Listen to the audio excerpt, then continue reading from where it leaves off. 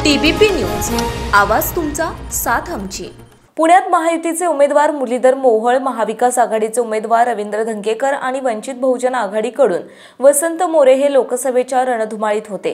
गेल्या 1.5 महिन्यांपासून पंतप्रधान मोदी, राहुल गांधी यांच्याबरोबरच अनेक ज्येष्ठ नेत्यांच्या सभा पुण्यात झाल्या। ही लढत अत्यंत चुरशीची होणार असल्याच्या चर्चा राजकीय वर्तुळात सुरू होत्या। अखेर 13 मेला मतदान झाले। आता पुणेकरांनी ठरवलेला खासदार बंद पेटीत आहे। येत्या 4 जूनला तो ठरणार आहे। यावेळी मतदानालाही दिलासादायक प्रतिसाद मिळाल्याचं दिसून आलं।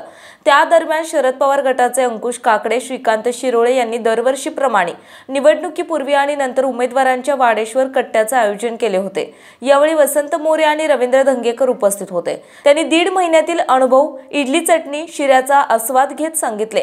यावेळी वसंत मोरेंनी मला 4 लाखांच्या आसपास मत मिळतील अशी शक्यता वर्तवली। मोरे म्हणाले, मी स्थानिक आणि विकासाच्या मुद्द्यावर ही निवडणूक लढवली। शहरात शेवटच्या भागापर्यंत जाऊन मी प्रचार केला। पक्षानेही मला साथ दिली आणि माझ्या पाठीशी उभा राहिला। अनेक ठिकाणी नागरिकांनी चांगला प्रतिसाद दिला।